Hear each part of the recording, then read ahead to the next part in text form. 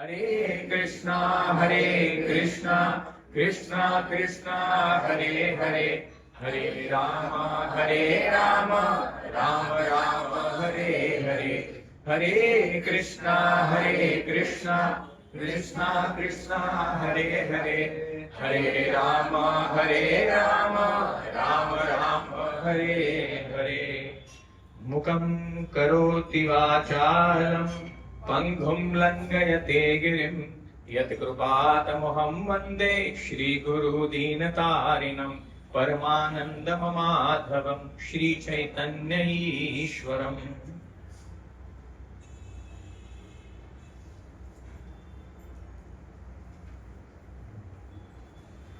हरे कृष्णा।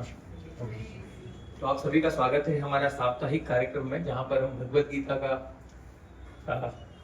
भगवत गीता के ऊपर चर्चा करते हैं, जहां पर अध्याय व अध्याय श्लोकादर श्लोका हम उसके भावार्थ को समझते हैं, उसके तात्पर्य को समझते हैं और किस प्रकार से जो भगवान ने संदेश दिया है उसे कैसे हम अपने जीवन में उतार सकते हैं। क्योंकि देखने के लिए, सुनने के लिए और पढ़ने के लिए हम बहुत कुछ सुनते हैं, देखते हैं और पढ़ते हैं, पर उस पर कितना हमारे जीवन में उतरता है वो ज्यादा महत्वपूर्ण है। क्योंकि मुझे नहीं याद है कि पहली कक्षा से लेकर 10वीं कक्षा तक जितना भी ज्ञान हमने स्कूल में अर्जित किया है वो आज तक कभी मैंने उसको दोबारा खोल के देखा भी हो, कहीं रिपीट भी किया नहीं होता है। तो वो स्तर होता है कि जहां पर हमारी परिपक्वता को परखा जाता है। तो मैं देख सकता हूँ कि बहुत सारे लोग नए भी हैं, मतलब जो यहाँ पर आए हैं पहली बार। तो अगर आपको आपत्ति ना हो तो सिर्फ आप हाथ उठाकर बता सकते हैं कि कौन कौन पहली बार आया है।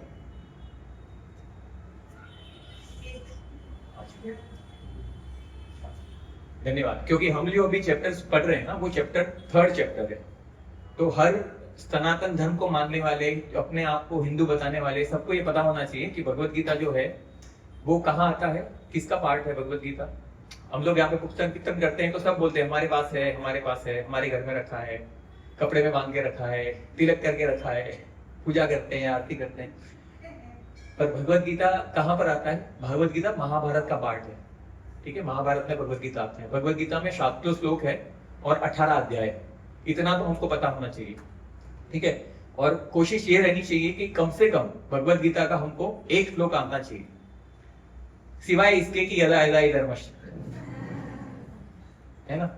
और भगवत गीता हमने पहली बार कब सुना था? मतलब पहली बार तो हमने, ऐसे तो भगवत गीता बहुत बार सुना है, बट जो उसकी विशेष छाप है हमारे ऊपर, वो उसमें मूवीज का बहुत बड़ा हाथ है ना। जब भी कोई भी एडवोकेट आता है या कहीं पे भी जज का सीन आता है, तब सबसे पहले क्या बोलते हैं? भगवत गीता पर हाथ रखकर कसम खाइए, जो भी कहेंगे सच कहेंगे, सच के सिवा कुछ नहीं कहेंगे। कसम खाते हैं लोग, बहुत कुछ बोलते हैं सच को जोड़ के। ठीक है, तो मैं ये इसलिए कह रहा हूँ क्योंकि जो लोग पहली बार आए ना, तो वो शायद कनेक्ट नहीं कर पाए, इसलिए छोटा सा संक्षिप्त में एक समरी देता हूँ कि भगवत गीता कैसे शुरू हुआ और हम 3rd चैप्टर पे, तो आगे के 2 अध्याय में क्या हुआ है ना। तो आप सब जानते हैं कि कौरवों का और पांडवों का युद्ध हुआ, और युद्ध होने से पहले भगवत गीता बोली गई। तो अभी जो पहला चैप्टर है ना, वो पहला चैप्टर क्या है? पहला चैप्टर युद्ध की भूमि पर अर्जुन का निरीक्षण है। वो देखते हैं कि 1st चैप्टर में क्या क्या, मतलब कौन कौन आया है मेरे साथ लड़ने के लिए। अब ये युद्ध क्यों हुआ? युद्ध इसलिए हुआ क्योंकि पांडवों का जो हक था, माता जी मुझे थोड़ा ट्रेन कर रही है कैसे मुझे विपरीत परिस्थितियों में भी फोकस रहना है। ठीक है, तो फर्स्ट जो चैप्टर है, उस चैप्टर में विषाद योग है, मतलब वहां पर अर्जुन विषादित है, अर्जुन को पता नहीं है कि करना क्या है। तो उसका अगर समरी निकाला जाए ना, तो हम सबके जीवन में ऐसा पल आता है जहां पर हमें मार्गदर्शन की आवश्यकता होती है। तो 1st चैप्टर में पहला श्लोक क्या है? धर्म क्षेत्रे कुरुक्षेत्रे संवेता युगुस्तव मामका पांडवाक्ष किम कुरुते संजय। ये कौन पूछ रहा है? धृतराष्ट्र पूछ रहे संजय, जो कि व्यास मुनि के शिष्य हैं, जिनको वहां पर राजमहल में बैठे बैठे सब युद्ध भूमि पे जो भी हो रहा है वो सब दिखता है। तो उससे पूछते हैं कि मेरे और पांडु के पुत्रों ने एकत्रित होकर क्या किया। अब देखेंगे ना आप, तो धृतराष्ट्र का मतलब क्या होता है मालूम है? धृतराष्ट्र का मतलब ये होता है कि मटीरियल ऑपुलेंस, मतलब जो भौतिक साधन संपत्ति है उसको अर्जित करने की कामना, इच्छा, जो अपने माइंड में हमेशा ये सोचता रहता है कि कैसे मैं धन को, संपत्ति को मेरे सुख और मेरे परिवार के सुख के लिए अर्जित करूं, तो उसे धृतराष्ट्र कहते हैं। अब ये कामना जो पलकती है ना, उसके पलकने के कारण क्या होता है? अभी धृतराष्ट्र का पुत्र कौन है? दुर्योधन। ठीक है, दुर्योधन तो मतलब उसका खून है ना, मतलब एक तरीके। तो ये जो कामना पलटती है ना, वो किसको खून देता है? दुर्योधन का मतलब क्या है कि जो एक मतलब ये होता है कि जिसको कोई परास्त ना कर सके, एक तरीके का। पर उसका वास्तविक मन, उसके स्वभाव के हिसाब से अगर जाएंगे तो दूसरे के धन को हरने के लिए हमेशा तत्पर रहता है।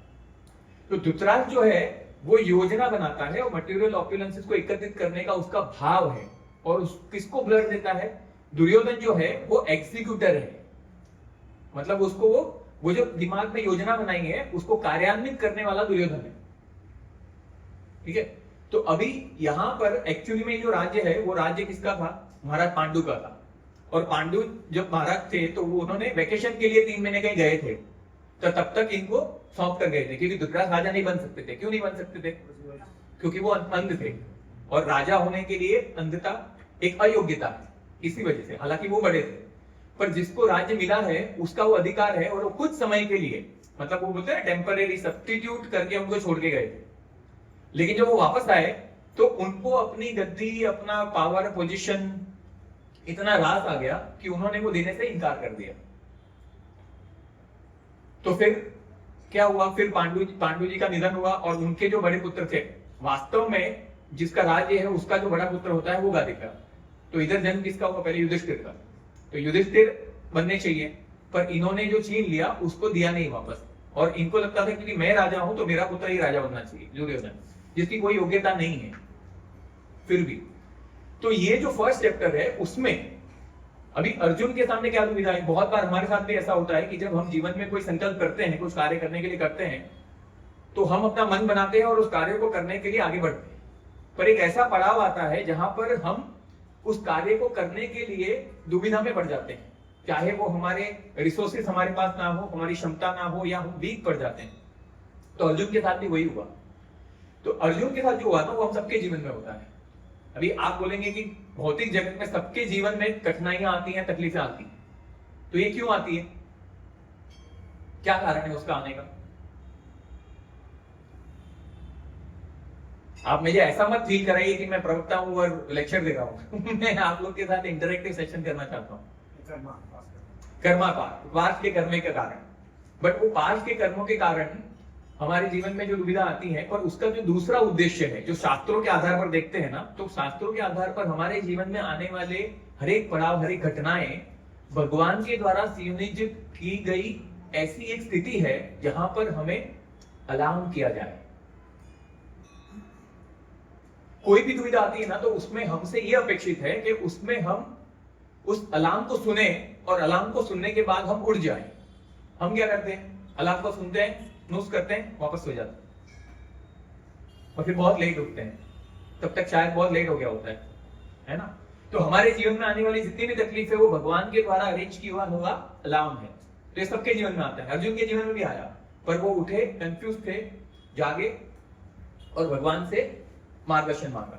तो हम सबके जीवन में भी जो ऐसे पड़ाव आते हैं, वहां पर हमें इसलिए दिया जाता है ताकि हम अपने आप को छोड़कर, अधिकतर हमारा जीवन जो है वो कहां पर बीतता है? हमारे और हमारे परिवार जीवन के पालन पोषण में, और कैसे हम अच्छे से अच्छे जीवन को जी सके, उसके लिए हम सब प्रयास करते हैं ना। सबको आनंद चाहिए, सबको खुशी चाहिए, इस भौतिक चीजों को लेने के लिए प्रयास करते रहते हैं। अगर हम उससे परे नहीं उठेंगे तो हमारी जो स्थिति है वो आगे नहीं बढ़ पाएगी। इसीलिए ऐसी परिस्थितियों में हमें विवश किया जाता है सकारात्मक रूप से कि हम उसके परे सोचें, उसके कारण को ढूंढने का प्रयास करें कि ऐसा क्यों हो रहा है। अगर कोई पशु को देखेंगे ना, पशु को कितनी भी तकलीफ होगी, पर वो क्वेश्चन नहीं पूछ सकता कि मेरे साथ ऐसा क्यों होता है। उसको लगता है कि जो हो रहा है वही लाइफ है। आपने देखा होगा बहुत सारे जो कुत्ते जो होते हैं वो रोड पे होते हैं, वहां पे उनके शरीर में जो है वो कीड़े पड़ जाते हैं, बट वो प्रश्न नहीं पूछते कि मेरे साथ ऐसा क्यों हो रहा है ना? लेकिन हम पूछ सकते हैं। तो हमारे जीवन में भी इसीलिए आता है ताकि हम प्रश्न को पूछ सकें। तो अर्जुन के पास प्रश्न था और वो कंफ्यूज थे। वो मार्गदर्शन करते हैं, सेना के मध्य में जाते हैं और फिर देखते हैं अरे ये तो सारे मेरे अपने ही हैं, तो मैं किसको मारूं, क्यों मारूं, और इससे लाभ क्या होगा? अपने कर्तव्य पथ से भटक रहे हैं। तो ये फर्स्ट चैप्टर है, वहां पर उनके आर्ग्यूमेंट्स होते हैं कृष्णा के साथ, वो तर्क देते हैं कि क्यों मुझे ये युद्ध नहीं करना चाहिए। हमने पहले आगे देखा था चैप्टर में। तो एक स्तर पर आ जाते हैं। फिर सेकंड चैप्टर जो है, सेकंड चैप्टर हमें ये बताता है कि सेकंड चैप्टर, जैसे अभी उसको मार्गदर्शन की आवश्यकता है, फर्स्ट चैप्टर का एंड होता है जहाँ पे मार्गदर्शन की आवश्यकता है, ठीक है, तर्क देते हैं, एकांत श्लोक है भगवान का, वो तर्क देते हैं, उस तर्क का आंसर करने के लिए सेकंड चैप्टर है। सेकंड चैप्टर जो है वो पूरे भगवत गीता का सार है।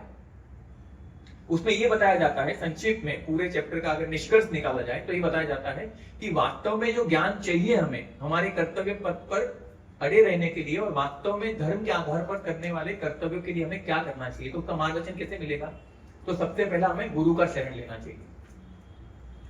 गुरु का मार्गदर्शन होगा तो ही हम अध्यात्म को जान सकते हैं। फिर वास्तव में सेकंड चैप्टर हमें यह बताता है कि कैसे हम शरीर नहीं, हम आत्मा है। तो ये सबसे मूलभूत विषय है आध्यात्मिक उन्नति के लिए। सबसे पहले ये समझना पड़ेगा, क्योंकि जब हम ये समझेंगे कि हम शरीर नहीं आत्मा है, तो आत्मा के आधार पर हमको पता चलेगा कि क्या तो शरीर का जो कर्तव्य है, क्या वही कर्तव्य आत्मा का भी है। शरीर के आधार में बहुत सारे धर्म को निभाते हैं ना, पिता के रूप में, माता के रूप में, परिवार जने के बहुत सारे संबंध उसको निभाते हैं शरीर के आधार पर। चाहे मैं एक राष्ट्र में हूं तो राष्ट्र के प्रति कर्तव्य, परिवार के प्रति कर्तव्य, सबके प्रति कर्तव्य, पूरे समाज के और विश्व के प्रति कर्तव्य। पर हम ये भूल जाते हैं कि शरीर के आधार पर करने वाले कर्तव्यों के परे, क्योंकि हम एक आत्मा है, तो आत्मा के भी कुछ कर्तव्य है। सिंपल से उदाहरण में, अगर ड्राइवर है और मोटर है, तो मोटर का खाना कुछ और है और ड्राइवर का खाना कुछ और है। आप ये नहीं बोल सकते कि आपने 10 लीटर पेट्रोल पिलाया तो अभी तेरे को खाने की क्या जरूरत है। उसकी भूख अलग है ना, उसको अनाज चाहिए। तो उसी हिसाब से शरीर की जो आवश्यकता है उसका ध्यान हम रखते हैं और पूरा संसार उसके पीछे ही है। लेकिन आत्मा जो है, आत्मा शरीर को छोड़ेगी, तो आत्मा का क्या कर्तव्य है उसके बारे में सेकंड चैप्टर ज्ञान देता है। सबसे पहले हमें ये पता होना चाहिए कि आत्मा क्या है।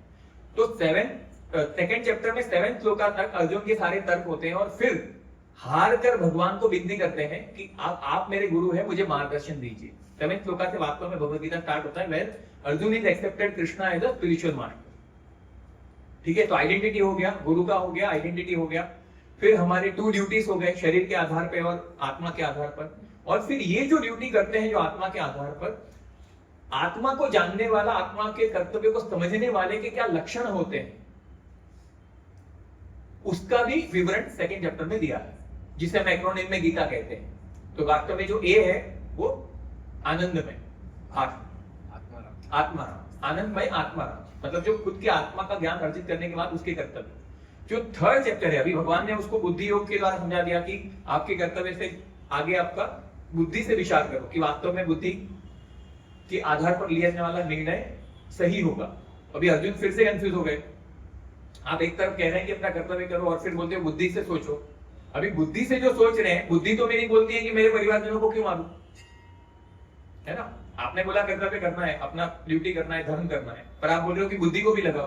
तो आप एक चीज बताओ, या मैं बुद्धि से सोचूं या अपने कर्तव्य को करूं। तो इसीलिए बुद्धि के साथ में बुद्धि का मार्गदर्शन लेकर जो धर्म के आधार पर स्थित है, उसको लेकर किए जाने वाले कर्तव्य के ऊपर आधारित है थर्ड चैप्टर, जो है कर्म योग। कर्म हम सब करते हैं, पर उसको योग कैसे बनाया जाए उसका जो विवरण है, उसका जो विश्लेषण दिया है, वो थर्ड चैप्टर में दिया है। तो थर्ड चैप्टर में हम अभी पहुंचे हैं 11वें श्लोक। तो उसके पहले से 1 से जो 9 श्लोक है, वो हमें त्याग के बारे में बताता है कि कैसे हम सबके जीवन में कहीं ना कहीं हमें आवश्यकता है कि हम कुछ ना कुछ त्याग करें। और ये त्याग कैसा होना चाहिए, धर्म के आधार पर समझने के बाद, वरना शमशान वैराग्य भी होता है। शमशान में जाने तक सबको ऐसा लगता है कि दुनिया खत्म हो गई, एक दिन तो ये मरना ही है, तो ये सब क्यों करना। लेकिन संसार से जैसे बाहर आते हैं, पहले कहां जाते हैं, चाय की केटली, है ना, खाना भी खाते। कोई भी व्यक्ति के परिवार जन का स्वजन भी अगर गया है, तो वो शमशान में जाने के बाद नहा धोकर खाना जरूर खाएगा। ये हमारा वैराग्य है। शरीर की आवश्यकता है, मैं मना नहीं कर रहा हूं कि गलत है, पर हमें ये समझना होगा कि कैसे हमारे जीवन में त्याग का क्या महत्व है। तो वहां तक हमने देखा है। अब हम आगे बढ़ेंगे, तो आगे बढ़ेंगे उसमें सबसे पहले मैं आपसे प्रश्न पूछना चाहता हूं कि हम सब जो कुछ भी कर रहे हैं वो वास्तव में क्यों कर रहे हैं। जो भी कार्य हम करते हैं वो क्यों करते हैं। हम लिखा हुआ है, कुछ नहीं लिखा हुआ है, मतलब आप बोल रहे हैं कि प्रारब्ध के हिसाब से हमारे उसमें लिखा है वो हम करेंगे। लेकिन अगर आप नहीं करेंगे तो आपका प्रारब्ध नहीं आएगा आपके पास, ऐसा सोचते हैं आप। नहीं कि हाँ नहीं नहीं, नहीं आएगा, आप नहीं करेंगे कर्म तो नहीं आएगा। कर्म करना ही पड़ेगा। हाँ कर्म करना ही पड़ेगा। तो क्यों करते हैं वो सारे जो कर्म करते हैं वो वास्तव में सिंपल सा है यार, आप थोड़ा इंटरेक्टिव करो, मुझे थोड़ा ऐसा लगेगा कि मैं सही जा रहा हूँ, मुझे कॉन्फिडेंस आएगा। हम जो भी करते हैं वो क्यों करते हैं? पैसे कमाते हैं क्यों कमाते हैं? घर लेते हैं क्यों लेते हैं? विवाह क्यों करते हैं? वास्तव में क्यों करते हैं? क्योंकि हम सबका डीप रूटेड डिजायर है आनंद को पाना, खुश रहना, सुख को प्राप्त करना, उसके लिए करते हैं ना सर। कुछ भी जो भी पढ़ाई लिखाई धंधा बिजनेस जो कुछ भी करते हैं वो क्यों करते हैं? वास्तव में आनंद प्राप्त करने के लिए। आनंद क्यों प्राप्त करना है? क्योंकि वास्तव में जैसे मैंने कहा कि आत्मा और शरीर दोनों अलग अलग है, तो आत्मा का जो मूलभूत स्थिति है वो आनंदमयोध्यासा, मतलब वो उसका पोजीशन ऐसा है कि वो आनंद में ही रहना चाहता है। इसलिए हमें भी सब चीज में आनंद चाहिए, है ना। तो उसके लिए हम प्रयास करते हैं, पर वो सफल होते हैं और कभी विफल हो जाते हैं। विफल हो जाएंगे तो शोक में चले जाएंगे और सफल होंगे तो घमंड में आ जाएंगे।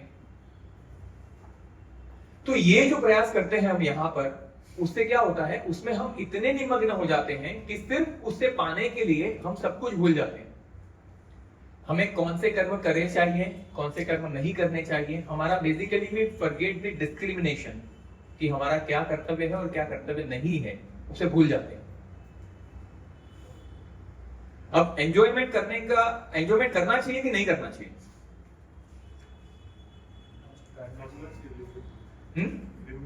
लिमिट में करना चाहिए। कितने लोग बोल रहे हैं करना चाहिए? बस बाकी सब मतलब ऐसे ही काम करते हैं क्या? करना चाहिए। मैं भी बात को मानता हूं कि करना चाहिए, क्योंकि एक तरीके से देखोगे तो भौतिक जगत जो बनाया वो क्यों बनाया? हम सबके आनंद के लिए बनाया ना भगवान ने, कि तुम यहां पर खुश रहोगे। लेकिन प्रॉब्लम कहां आता है? जब हम आनंद की तलाश में, जैसा मैंने कहा, आनंद करते करते हम अपने मूलभूत कर्तव्य को भूल जाते हैं और हमें लगता है कि ये पूरी दुनिया जो है वो सिर्फ मेरे आनंद के लिए बनाई गई है, मैं ही खुश रहना चाहिए, या ज्यादा से ज्यादा मेरा जो विस्तार है, मेरा जो परिवार है, वही खुश रहना चाहिए, है ना। तो भागवतम इसको बहुत सुंदर तरीके से वर्णन करता है। लेकिन ये जो आनंद है ना इस जगत में, वो कैसा है पता है आपको? इसके लिए ना एक स्टोरी है महाभारत में, और बहुत अच्छा स्टोरी है। वो स्टोरी से ना अपने को समझ जाता है कि वास्तव में हम जिस आनंद की तलाश में है भौतिक जगत में, वो हमें कैसे मिलता है, कितना मिलता है और कब तक रहता है। इसका उदाहरण महाभारत में आता है। क्या होता है कि एक व्यक्ति होता है, उसके पीछे शेर पड़ता है ना। शेर पड़ता है तो अभी यहाँ पे पता चले कि नीचे आया है तो भी हम यहाँ से आगे पीछे होने लगे, भले दरवाजा बंद भी है, पर उसके इतने धागे, उसके पीछे शेर पड़ता है तो वो भागता है और शेर उसके पीछे होता है उसको पकड़ने के लिए। तो भागते भागते वो ध्यान नहीं रहता है उसको कि वो है ना एक कुएं की तरफ चला जाता है जिसमें बाउंड्रीज नहीं होता है। तो भागते भागते वो उसमें गिरने वाला होता है। तो गिरने वाला होता है तो लकीली क्या होता है कि उसके हाथ में एक रस्सी आ जाता है। रस्सी समझो या झाड़ की डाली समझो, वो पकड़ लेता है। वो पकड़ के वो लटक जाता है। अभी उसके पीछे शेर आ रहा है तो वो सोचता है चलो हाँ, कम से कम पकड़ा मैंने, शेर से तो बच गया, उसकी जान में जान आती है। लेकिन फिर क्या होता है, वो फिर नीचे दिखता है, अरे बाप रे, नीचे तो कुआं है। उसमें क्या होता है, उसमें मगर अपना मुंह खोल के खड़ा होता है कि तो वो ऊपर से गिरेगा तो उसका भक्षण बनेगा। पीछे शेर है, नीचे मगर है। अभी वो बोला यार ये क्या ठीक है, शेर से भी बच जाऊंगा, मगरमच्छ से भी बच जाऊंगा, इधर ही लटका रहता हूं, जब तक ये दोनों जाएंगे नहीं ना तब तक उतरूंगा नहीं। तो स्टोरी एंड है नहीं। क्या होता है, वो जो रस्सी उसने पकड़ा रहता है ना, जो डाल उसने पकड़ी रहती है, उसमें एक व्हाइट और एक ब्लैक कलर के चूहे आते हैं जो उसको कुतरने लगते हैं। अभी वो डाल और रस्सी को कुतरने लगते हैं तो आज नहीं तो कल चूहे को कितना टाइम लगेगा, छूटेगा ना। तो एक तरफ देखो शेर है, एक तरफ मगर है, एक तरफ सफेद और काले चूहे, ठीक है। अब उसका पोजीशन देखो, वैसे लटका हुआ है, ठीक है। अब वो स्थिति में आप अनुमान लगा सकते हैं, वो स्थिति में वहां पे ऊपर मधुमक्खी का छत्ता होता है, ठीक है। और वहां से क्या होता है, वहां से एक बूंद शहद तक, और वो शहद कहां आता है, उसकी जीवा पे। और वो बोलता है आ हा, क्या टेस्ट है यार हनी का, मतलब इसके लिए तो सब कुछ फेल है। तो ये क्या दर्शाता है, ये जो उदाहरण है ना, वो हम सबकी कहानी है। मेरा उद्देश्य किसी की भावनाओं को ठेस पहुंचाने की नहीं, पर महाभारत बोल रहा है हम सबकी कहानी है। क्या है, हमारे पीछे जो शेर है ना, वो टाइम है, टाइम, काल। काल किसको नहीं छोड़, आप चाहो या ना चाहो, आप जुआनी से वृद्धावस्था में जाओगे। आप चाहो ना चाहो, आप तंदुरुस्त नहीं रह पाओगे, बीमारी आपको ग्रस्त करेगी। आप चाहो ना चाहो, आपका धन संपत्ति आपकी आवश्यकताओं के होने पर आपको काम नहीं भी आ सकता है। तो काल किसी को नहीं छोड़ता, काल का प्रभाव सब पर पड़ता है। बड़े से बड़े फिल्म स्टार, बड़े से बड़े लोगों को आप देख लो, काल के चक्कर में यहाँ पर अभी उनकी क्या स्थिति है, ये काल है। दूसरा जो नीचे मगर है ना, वो मृत्यु है, जो हमेशा अपना मुख खोलकर खड़ी है। और ये सब डराने के लिए नहीं है। जब हम चलते हैं ना, कुछ नए लोग रहेंगे, उसको बोलेंगे अरे ये सब क्या मृत्यु की बात कर रहे हैं, भगवत गीता सुनने आए थे, ये सब क्या सुना रहे हैं। लेकिन वास्तव में मृत्यु सत्य है। तो ये डराने के लिए नहीं है, हमें तैयार करने के लिए है। तो वो मृत्यु है, ठीक है। अब ये व्हाइट चूहे और काला चूहा क्या है, दिन और रात। जो दिन और रात, काल के प्रभाव से दिन और रात जैसे जैसे जा रहे हैं ना, वैसे वैसे हम अपने मृत्यु की ओर आगे बढ़ रहे हैं। और मृत्यु कभी भी आ सकती है, कोई भरोसा नहीं। ऐसी परिस्थिति में हमें मिलने वाला सुख और आनंद जिसकी हम कामना करते हैं, और सॉरी टू से दिस बट गधे की तरह काम करते हैं, दिन रात एक कर देते हैं, और फिर हमें मिलता क्या है, एक बूंद शहद, और उसका आनंद हम लेते हैं, है ना। तो ये कहानी है हमारे एंजॉयमेंट की। अभी आप बोला एंजॉय करना चाहिए करना चाहिए, लेकिन बात यह है कि एंजॉय करने के लिए मनाई। ये भगवत गीता जो है ना, भगवत गीता पुस्तक, वो आपको एंजॉय करने से नहीं रोकता है। जो सनातन धर्म की हम बात करते हैं ना, जिस संस्कृति की बात करते हैं, बहुत ही विशाल है, बहुत ही उदार है, जिसमें सबके लिए सब कुछ है। तो ये हमको एंजॉय करने से नहीं रोकता, ये मना नहीं करता है कि आप एंजॉय मत करो, लेकिन एंजॉय करो, लेकिन शास्त्रों के आधार पर समझकर आपका जो कर्तव्य है वो करते हुए, साथ में शास्त्रों को साथ में रखकर एंजॉय करो। हम लोग क्या करते हैं, हम लोग यहां पर करते हैं कि जब अपने आनंद के लिए हम दूसरों को छोड़ो, अपने आप को कष्ट देते हैं। मैं कितने ऐसे लोग को देखता हूं, मैं ट्रेन में आता हूं ना, शुक्रवार को जब ट्रेन आती है ग्रैंड रोड से बोरीवली, वहां पे 11-13 की विरार फास्ट लोकल होती है, वहां पे गेट पे खड़े रहते हैं। उसमें से कितने लोग विरार रहते हैं, मैं कितने लोग को सुनता हूँ, उसमें ऐसा बोलते हैं यही तो उम्र है कमाने की। कितना घंटा सोता है मालूम है वो, 3-3.5 घंटा सोता है बस, और वो मेहनत करता है, उसको लगता है यही उम्र है कमाने की। तो ये सब जो हम करते हैं ना, उससे क्या होता है, उससे हम अपने आप को कष्ट देते हैं, हमारे साथ में जो दूसरे लोग हैं उनको कष्ट देते हैं अपने फायदे के लिए, ठीक है। फिर हम नेचर को कष्ट देते हैं, अपने स्वार्थ के लिए हम नेचर को एक्सप्लॉइट करते हैं, ठीक है। और फिर उसके बाद क्या होता है, फिर हम भगवान को भी कष्ट देते हैं। अब आप बोलेंगे भगवान को कौन कष्ट दे सकता है। तो जब नेचर की हानि होती है ना, तो वास्तव में नेचर मतलब क्या, नेचर मतलब भगवान का स्वभाव। तो नेचर को हानि करते हैं तो वास्तव में हम भगवान को हानि कर रहे हैं। भगवान को हम डायरेक्टली हानि नहीं कर सकते, पर कोई भी पिता अपने पुत्रों को कष्ट में देखकर दुखी होगा। तो उसी तरीके से तो भगवत गीता कहता है कि आप एंजॉय करो, लेकिन कैसे करो, जहां से खुद को, दूसरों को, नेचर को और भगवान को हानि ना हो। तो इसी की अनुमति हमें यहां पे दिखती है। और ये सब करते करते अगर एंजॉय करने में बाधा कहीं पर आती है या कहीं पर मटक जाता है, हम क्या होते हैं, हम क्रोधित होते हैं। तो इसकी वजह से क्या कहा गया है कि आप एंजॉय करो, लेकिन साथ में क्या करो, त्याग की बात की ना हमने, थोड़ा सा समर्पण करो, थोड़ा सा त्याग करो, थोड़ा सा यज्ञ करो। यज्ञ से क्या होता है, यज्ञ से देवताओं को शक्ति मिलती है, उससे रेन आते हैं, रेन आने के कारण हमारी वनस्पति उगती है, हमारे जीवन का आहार बनता है। तो जो कुछ भी हम ले रहे हैं, जो कुछ भी हम देख रहे हैं, वो सारा हमें नेचर ने प्रोवाइड किया है। आप एक एक चीज देखोगे ना, तो एक एक चीज पे कितने सारे करोड़ों बिलियन डॉलर खर्च करने के बाद भी आपको नहीं मिलेगा। हम सबने देखा ना उदाहरण, महामारी आई थी, उसमें ऑक्सीजन का हालत देखा ना। भगवान इतने सालों से सृष्टि की रचना से अभी तक फ्री में ऑक्सीजन दे रहे हैं। कभी बिल आया आपके घर पे, कि आपने इतने श्वास लेके इतने बॉटल्स ऑक्सीजन लिया, इसका बिल भरो? आया कभी? कहते हैं कि सूरज की एक किरण में इतनी शक्ति है कि वो लाखों वर्ष तक पूरे पृथ्वी को प्रज्वलित रख सकती है। आया कभी बिल? सूर्य की आपने इतनी सारी किरण ली है, आपको इसका पैसा भरना पड़ेगा? नहीं आया। हवा कितनी सांसें लेते हैं, कभी हिसाब किया? भगवान ने नहीं किया। अभी आप मेरे को बोलो कि आप इलेक्ट्रिसिटी यूज करते हो, पानी यूज करते हो, उसका बिल आपके घर पे आता है। अगर आप बिल नहीं भरेंगे तो क्या होगा? कट जाएगा।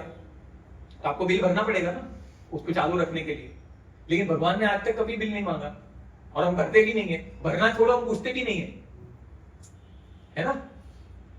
तो इसीलिए भगवान कह रहे हैं कि आप जो कुछ भी कर रहे हैं ना, वो सब आपके लिए ही है, लेकिन एक कृतज्ञता के भाव से थोड़ा सा समर्पण, थोड़ा सा त्याग करेंगे ना, तो हमारा जो कॉन्शियसनेस, हमारी जो चेतना है, वो थोड़ी सी एलिवेट होगी, वो थोड़ी सी उजागर होगी। अभी इसकी शुरुआत जो होती है, हमने 11 तक किया है। हम आगे का श्लोक पढ़ते हैं और इसमें देखते हैं कि भगवान क्या बताते हैं हमको 12वें और 13वें श्लोक में। ऐसा हालांकि हमने चर्चा कर ली है, पर फिर भी इष्टान भोगान हि वो देवा दासयन्ते यज्ञ भाविता ते दर्तान प्रदायेभ्यो यो भुक्ते तेन एव स। In charge of the various necessities of life, the demigod, being satisfied by the performance of yajna, will supply all the necessities to you, but he who enjoys such gifts without offering them to the demigod in return is certainly a thief. अब इसका जो पर्पट है वो बहुत सारा details है इसमें, लेकिन हमने अभी भी चर्चा कर ली है। जैसा हमने बताया कि कैसे अगर आप बिल नहीं भरेंगे तो आपको क्या माना जाएगा। अगर आप बिजली का खंभा जा रहा है गवर्नमेंट का, आपने रजिस्ट्रेशन नहीं किया है, वो गांव में करते हैं ना कभी कभी, उस पर तार डाल के अपने घर पे बिजली ले लेते हैं, तो उसे क्या कहा जाता है? वो कानूनन अपराध है। क्यों? क्योंकि आप उसके हकदार नहीं है, आप उसका भुगतान नहीं करते हैं, तो आपको क्या माना जाएगा? चोर माना जाएगा। तो अभी भगवान यहाँ पे कह रहे हैं, मैं हम सबको आपको चोर नहीं कह रहा हूं, पर भगवान क्या कह रहे हैं कि अगर आप उसका उपयोग अपनी आवश्यकताओं के लिए करेंगे, लेकिन अगर ऑफरिंग नहीं करेंगे, सेक्रीफाइस नहीं करेंगे, यज्ञ नहीं करेंगे, तो आप क्या माने जाएंगे? चोर माने जाएंगे। अभी चोरी क्या होता है? आप बोलेंगे क्या बेहुदा सवाल है। चोरी क्या होता है?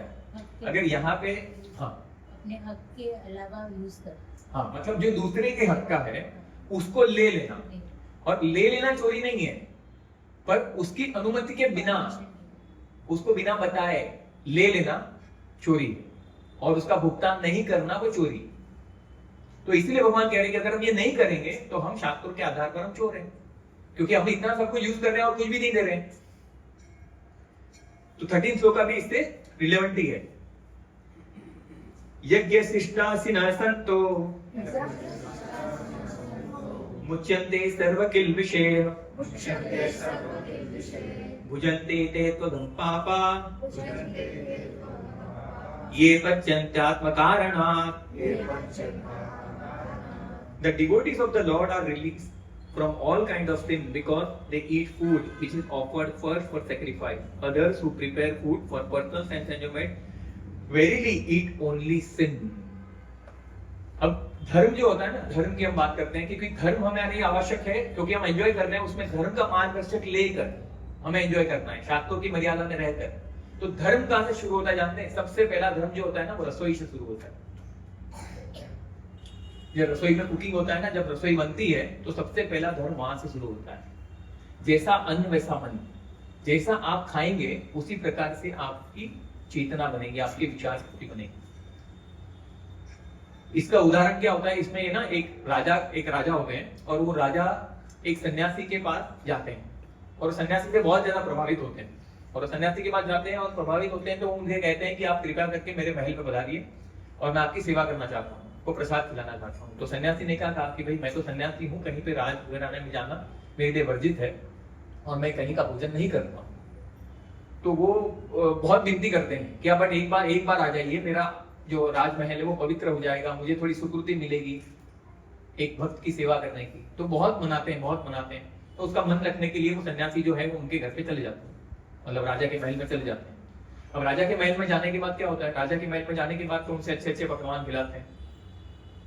अब वो इतना सारा सन्यासी है, उन्होंने कभी इतना सारा देखा नहीं होता है, वो देखते हैं और इतना सारा पकवान खाने के बाद खुश हो जाते हैं, फिर उन्हें दक्षिणा भी देते हैं और चले जाते हैं। अब क्या हुआ, राजा के घर का उन्होंने अन्न खाया। अब क्या होता है, वो जो सन्यासी अपनी साधना जितना करते हैं उसमें से उनका मन थोड़ा सा चलित होने लगा। वो चलित क्यों होने लगा, क्योंकि राज का अन्न खाया। राजा का वृत्ति क्या होता है, ज्यादा से ज्यादा कैप्चर करना, ज्यादा से ज्यादा संग्रहित करना। तो उनका भाव होने लगा, चित्त जो साधना में से टूटने लगा, और अब तो वो राह देखने लगे कि राजा कब आएगा और निमंत्रण देगा, है ना। तो फिर राजा वापस से आते हैं, उनको लेकर जाते हैं। अब लेकर जाते हैं तो दूसरी बार भी जाते हैं। अब दूसरी बार जब जाते हैं तो वो वहां पे रानी भी होती है, उनकी सेविकाएं भी होती है और राजा भी होते हैं। तो उनको प्रसाद के लिए बिठाते हैं और वहां पर ना रानी का एक 9 लखा हार वहां पर पड़ा होता है। अब वहां पर कोई देखता नहीं है, तो देखता नहीं है, और ये क्या करते हैं, जो साधु है ना, वो हार को अपने थैले में डाल लेते हैं। अब मांगा होता तो शायद राजा दे भी देते, है ना, वो डाल देते हैं और चले जाते हैं वापस। अब यहाँ पर रानी को पता चल जाता है कि मेरा जो हार है वो तो कोई आया नहीं है, उससे साधु आए थे और साधु ने ही दिया होगा। तो वो साधु जब अपने आश्रम में वापस आते हैं तो उनको समझ में आता है, क्योंकि भक्ति तो की है, तो कहीं ना कहीं उन्हें समझ में आता है कि ये मैंने क्या कर दिया, अरे क्यों कर दिया। तो वहां पर जाते हैं, फिर राजा के पास उसे लौटाने जाते हैं। तो राजा समझ जाता है, तो राजा उनको अपमानित नहीं करते हैं, और राजा बोलते हैं कि हाँ मतलब मैंने ही दिया था, ऐसा करके फिर उनको एकांत में लेकर जाते हैं। और एकांत में लेकर जाकर उनको पूछते हैं कि आप सन्यासी हैं, इतने टाइम से सन्यास आश्रम ग्रहण किया है, भक्ति कर रहे हैं, और आपने चोरी क्यों, आप मांगते तो मुझसे दे देते। तो साधु बोलते हैं कि इसका सारा जो श्रेय है ना, जो सारा कारण है वो आप है, क्योंकि आपके घर का मैंने अन्न खाया और मुझे नहीं पता है कि कितने लोगों को मारने के बाद, राज्य को अर्जित करने के बाद कितने लोगों की हाय उसमें लगी होगी, और वो अन्न आपने मुझे खिलाया और वो अन्न खाने के कारण मेरा मन दूषित हो गया। तो सबसे पहला जो धर्म होता है वो रसोई से शुरू होता है। तो इसलिए यहाँ पर क्या बोला गया है कि जैसे भी हम खाते हैं तो कितने सारे, अभी लोग नॉनवेज खाने के लिए बोलते हैं कि नॉनवेज नहीं खाना चाहिए क्योंकि पशु की हत्या होती है, हम आर्गुमेंट देते हैं, तर्क देते हैं। तो वो लोग क्या बोलते हैं कि वनस्पति में भी तो जान होती है, उसे क्यों खाते हैं। तो हम क्या कहते हैं कि हम ना तो वेजिटेरियन है ना नॉन वेजिटेरियन है, हम कौन है, हम कृष्णाटेरियन है। कृष्णाटेरियन मतलब क्या, यहाँ पर जो 13 श्लोक में बोल रहे हैं ना कि जो भगवान को ऑफर किए बिना, भगवान को भोग लगाए बिना जो खाता है वो वास्तव में पाप खा रहा है और अपने कर्मों को बढ़ा रहा है।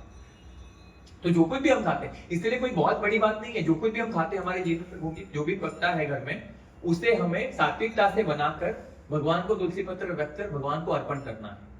और भगवान को जब अर्पण करते हैं तो ये जो तर्क है कि उसमें भी जान होता है, उससे भी पाप लगता है, वो सारा पाप की निवृत्ति हो जाती है, क्योंकि वो प्रसाद है और वो प्रसाद को आप ग्रहण करते हैं तो उससे आपको पाप नहीं लगता है। अगर उसके बिना खाएंगे तो फिर आप पाप खा रहे हैं।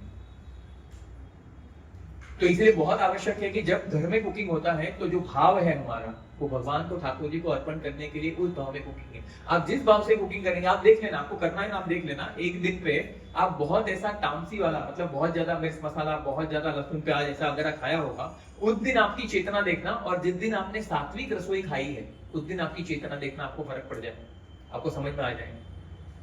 और उसमें भी सात्विक भोजन में भी जो भगवान को ऑफर किया हुआ प्रसाद है वो खाना, और नहीं ऑफर किया हुआ जब आप खाएंगे ना तो आपको समझ में आएगा कि इसमें क्या फर्क है।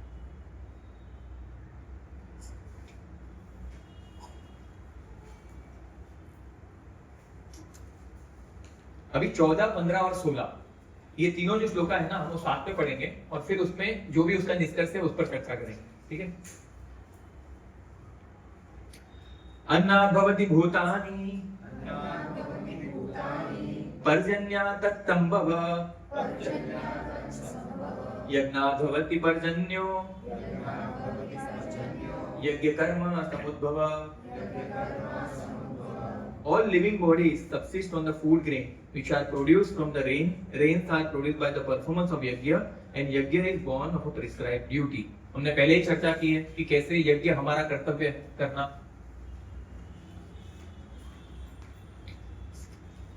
Text number 15। कर्म ब्रह्मोदव विद्धि ब्रह्माक्षरसमुद्भवम्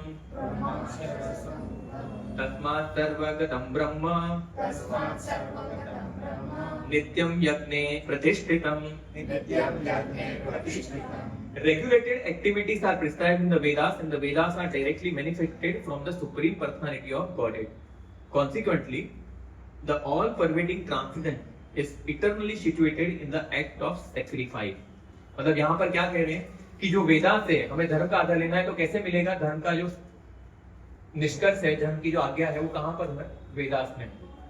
और वेदा कैसे? भगवान के द्वारा प्रकट किए हुए हैं मानव जाति के लिए. और consequently the all pervading transcendence is eternally situated in the act of the sacrifice. जितने भी यज्ञ होते हैं उसमें वास्तविक रूप से भगवान का जो अस्तित्व है, ट्रांसेंडेंस, वो ऑलरेडी उसमें छुपा हुआ है. जब आप यज्ञ करते हैं दैट मीन आप भगवान से कनेक्ट करते हैं. आपने अपने और अपने स्वजन और अपने परिवार से ऊपर परे होके कुछ तो त्याग किया है. तो जब आप त्याग की वृत्ति में आते हैं तब आप इटर्निटी से कनेक्ट करते हैं. एवं प्रवर्तितं चक्रम नानुवर्तयति इह अज्ञायुरिन्द्रियारामो भोगं पार्थ सजीविक जीवति. My dear Arjuna, one who does not follow in human life, ये बहुत हैवी वर्ड्स है जो भगवान कह रहे हैं अभी. My dear Arjuna, one who does not follow in human life the cycle of sacrifice, thus established by the Vedas, certainly leads the life full of sin. Okay? Living only for the satisfaction of the senses, such a person lives in vain. तो क्या कह दिया भगवान ने? ये purport हम पढ़ लेते हैं. The Maimonides philosophy of work very hard and enjoy sense gratification is condemned herein by the Lord. Therefore, for those who want to enjoy this material world, the above mentioned cycle of performing yajnas is absolutely necessary. One who does not follow such regulations is living a very risky life, being condemned more and more. By nature's law, this human form of life is specially meant for self-realization in either of the three ways, namely Karma Yoga, Jnana Yoga, or Bhakti Yoga. There is no necessity of rigidly following the performance of prescribed yajnas for the transcendentalists who are above vice and virtue, but those who are engaged in sense gratification require purification by above mentioned cycles of yajna performance. There are different kinds of activities. Those who are not Krishna conscious are certainly engaged in sensory consciousness. Therefore, they need to execute pious work. The yajna system is planned in such a way that sensory conscious person may satisfy their desires without becoming entangled in the reaction of sense gratificationary world. The prosperity of the world depends not on our own efforts, but on the background arrangement of Supreme Lord, directly carried out by the demigods. Therefore, the yajna are directly aimed at a particular demigod mentioned in the Vedas. Indirectly, it is the practice of Krishna consciousness, because when one masters the performance of yajnas, one is sure to become Krishna conscious. But if by performing yajna, one does not become Krishna conscious, such principles are counted as only moral codes. One should not therefore limit his progress only to the point of moral codes, but should transcend them to attain Krishna consciousness.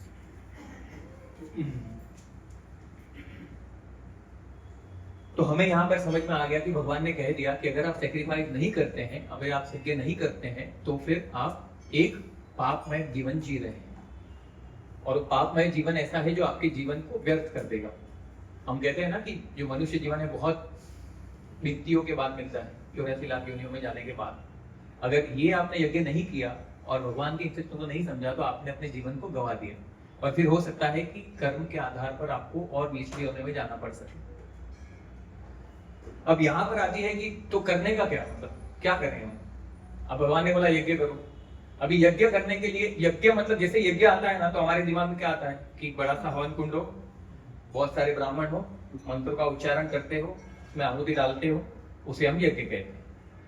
अब ये यज्ञ जो है, ये यज्ञ अभी के युग में संभव है, सबसे पहली बात तो यज्ञ कुंड ऐसा होता है कि जहां पर अभी पूरा गांव जो होता है ना, उतना बड़ा यज्ञ कुंड होता है जो पहले होता था। उतना जगह नहीं है कि हम यज्ञ कुंड बना सके। दूसरा, मंत्रोच्चारण करने के लिए ब्राह्मण चाहिए। और सबसे बड़ा कंडीशन, माचिस से अग्नि नहीं जलाने का, मंत्र बोलने का और अग्नि प्रज्वलित होना चाहिए। पॉसिबल है? नहीं, होगा नहीं। उसमें घी चाहिए, और वही शुद्ध गाय का घी। आप कितना भी शुद्ध से शुद्ध गाय का घी लेगा, आपको मिलावट मिलेगा। वो पॉसिबल है? नहीं है। वो घी के चक्कर में कितने लोगों की आस्था और भावनाओं को ठेस पहुंचा दी तिरुपति मंदिर में, है ना? जितने चाव से बड़े हम लड्डू खाते थे, वो लड्डू का क्या हालत किया उन्होंने। हालांकि हमने तो भगवान का स्मरण करके, भगवान को याद करके खाया है, हमें तो शायद वो दोष नहीं लगेगा, पर जितने भी वो किया है, वो लोग अंधकार और पाप में जीवन के कितने बड़े घोर अंधकार में धकेले जाएंगे, उनको अंदाजा भी नहीं। तो घी चाहिए, वो नहीं है। सबसे बड़ा बात, समय है किसके पास? लोग ऐसा बोलते हैं, मेरे पास मरने का भी टाइम नहीं है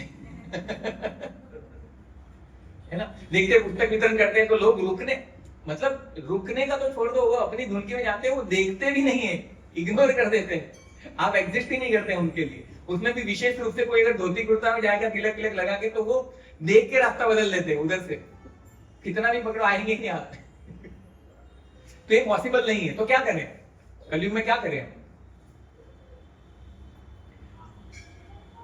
इसीलिए क्या है, कलयुग में विशेष रूप से इस सबको ध्यान में रखकर भगवान बहुत कृपालु है। भगवान ने क्या किया? कृष्ण वर्णम त्विषा कृष्णम संगो पार्षद, क्या है श्लोका? संगोपांग से पार्षद यज्ञ संकृत प्राय यजंती सुमेधश। कृष्ण वर्णम त्रिषा कृष्णम, मतलब भगवान कृष्ण इस धराधाम पर अवतरित हुए। हालांकि उनका रंग जो है वो श्याम नहीं है, वो गौर वर्ण के, और उन्होंने एक ऐसे यज्ञ की शुरुआत की जो यज्ञ करने में आपको कोई भी हानि नहीं है, और जो बुद्धिमान व्यक्ति है वो ये यज्ञ करते हैं। तो इस कलयुग में, जैसा आपने बताया कि अभी हमको अपने स्तर से एलिवेट होना है, ठीक है? हम जो जीवन जीते हैं उसमें खाना पीना, सोना, अपने परिवार का विस्तार करना, अपना संरक्षण करना, ये सब हम करते हैं। पर उससे अगर आध्यात्मिक जीवन में उन्नत होना है तो हमें आध्यात्म से जुड़ना पड़ेगा, भगवान से जुड़ना पड़ेगा, और वही जुड़ने को ही हम योग कहते हैं। तो योग करने के लिए हमें अपना समय देना पड़ेगा, है ना? तो वो सब नहीं होता है, इसीलिए हम क्या करते हैं, इस कलयुग में हमें ये संकीर्तन यज्ञ दिया गया। आप देखेंगे अंतरराष्ट्रीय कीर्तन मानव संघ में हर जगह पर कीर्तन होता है, और कीर्तन के साथ साथ lakhs of childrens are getting feed for mid day meal, जहां पे प्रसाद वितरण होता है। तो इस युग के लिए, जैसे हम सत्युग की बात करें तो सत्युग में क्या होता था? भगवान का ध्यान होता था, है ना? फिर त्रेता आया, त्रेता में क्या होता था? यज्ञ होता था। द्वापर में परिचर्या आया, कलो हरि कीर्तना, मतलब कलयुग में क्या होगा? भगवान के नाम का कीर्तन होगा। तो वो जो प्रोसेस है एलिवेशन का, आध्यात्म से कनेक्ट होने का, उसे सुलभ और सुगम बना दिया भगवान ने कलयुग के लिए। तो जब आप नाम जप करते हैं उसमें सारे यज्ञ आ गए। जब आप उच्चारण करते हैं ना, हरे कृष्णा कृष्णा कृष्णा हरे हरे, हरे राम राम राम हरे हरे, जब आप ये मंत्र का उच्चारण करते हैं तो जितने भी देवी देवता हैं, जितने भी नियुक्त किए गए प्रतिनिधि हैं भगवान के, वो सारे संतुष्ट हो जाते हैं और भगवान भी संतुष्ट हो जाते हैं। तो आपके जीवन में जो यज्ञ की बात आती है वो यहाँ पे संकीर्तन यज्ञ करने से पूर्ण हो जाती है। इसीलिए भगवान ने आगे कहा कि जो भक्त होता है वो इन सारी उत्तरदायित्व से निवृत्त हो जाता है, मतलब वो भक्ति करके ही सबको पोषित करता है। अब जब ये यज्ञ हम करेंगे तो अभी मान लो सब कोई बोलेगा कि हम ये यज्ञ भी नहीं कर सकते, तो उसके अलावा दूसरा कोई चारा नहीं है अगर आपको आध्यात्मिक उन्नति में आगे बढ़ना है। तो जैसा हमने कहा अभी कि हम ये जो विषय है आज का वो योगा लैडर है, rungs of the yoga ladder. अभी योग क्या होता है? योग तो हमको पता है जोड़ना। जब योग को जोड़ने की बात आती है तो उसमें क्या होता है, अगर आपको मान लीजिए यहाँ पे हम कोई भंडारा कर रहे हैं या हम कोई ऐसा कलेक्शन कर रहे हैं, ठीक है, तो किसी उद्देश्य के लिए, धर्म के उद्देश्य के लिए अगर लक्ष्मी का दान ले रहे हैं तो दान देने के लिए आपको उसमें जोड़ना है ताकि वो जो अमाउंट है वो बड़ा बने और उससे जो धर्म का निर्धारित कार्य है वो हो सके। तो सब लोग अपना अपना कॉन्ट्रीब्यूशन देते हैं। तो वो क्या करते हैं, वो योग करते हैं, वो एक्चुअली जोड़ते हैं। लेकिन जोड़ने के साथ क्या जुड़ा हुआ है, उन्होंने अपना धन दिया ना, तो उन्होंने त्याग किया। तो जब आप बिना त्याग के आप योग नहीं कर सकते, योग करने के लिए कहीं ना कहीं त्याग आवश्यक है। तो जो योगा नहीं करता है, जो योग नहीं करेगा, योग मतलब भगवान से जुड़ना, आध्यात्म से जुड़ना, जो योगा नहीं करेगा वो क्या करेगा, भोगा। भोगा मतलब सेंस एंजॉयमेंट, अपने इंद्रियों की तृप्ति करने। योगा नहीं करोगे तो भोगा।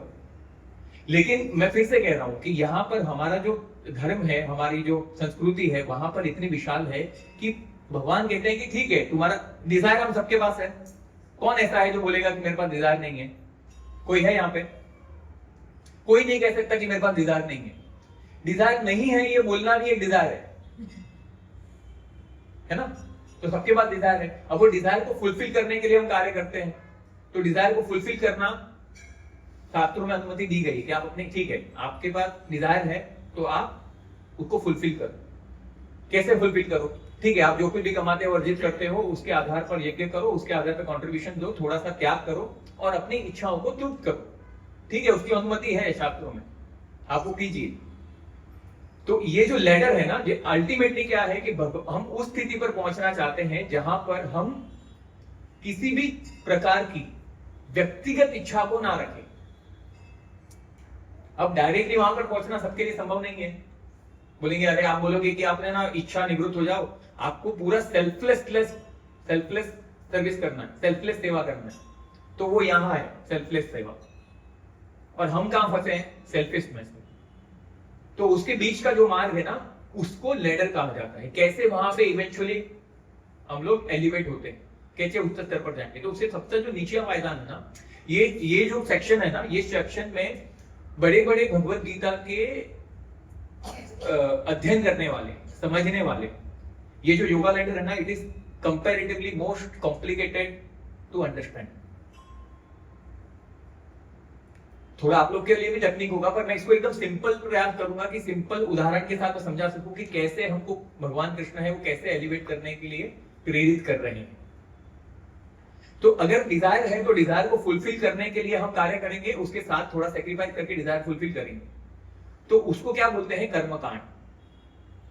और हम ये डिजायर करते हैं, देखो यहाँ पे क्या होता है, यहाँ पे डिजायर करते हैं और थोड़ा सा भगवान को भी देंगे, सब कुछ करेंगे, और फिर क्या करते हैं कि यहां से जाने के बाद स्वर्ग में भी एंजॉय करना है ना? बोलते हैं ना, स्वर्गवास हो गया तो स्वर्ग में भी एंजॉय करना है।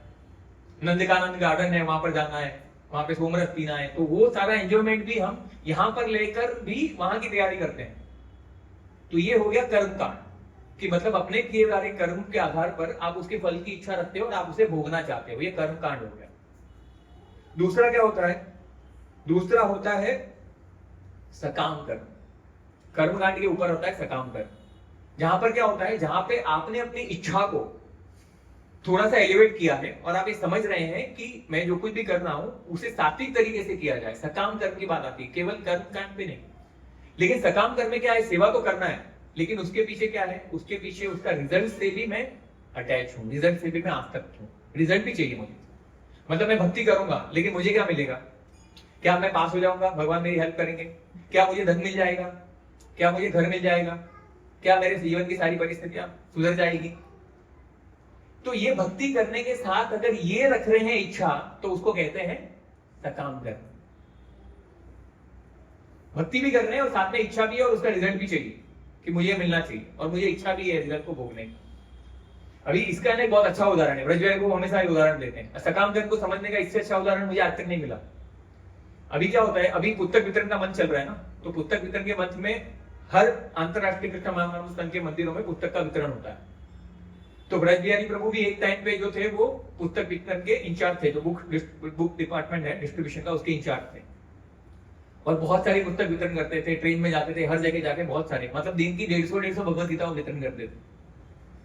मतलब स्टार्टिंग से लेके एंड, और सबके साथ दोस्ती करके, छुट्टा एक्सचेंज करके बहुत अच्छे से नंबर बनाते थे। मतलब बुक डिस्ट्रीब्यूशन में बहुत किया हुआ है। तो उस टाइम पे क्या होता है, उस टाइम पे प्रभु जी को देखता है और वहां पे एक भक्त होते हैं, वो आते हैं प्रभु जी के और बोलते हैं कि आप लोग इतना पुस्तक वितरण करते हो, तो उसमें वजन होता है ना, वो 80-80 100 भगवत गीता लेकर जाना, मतलब उसके लिए एक बैग लगेगा, मतलब कुछ तो ऐसा थैला चाहिए ना जो मजबूत हो।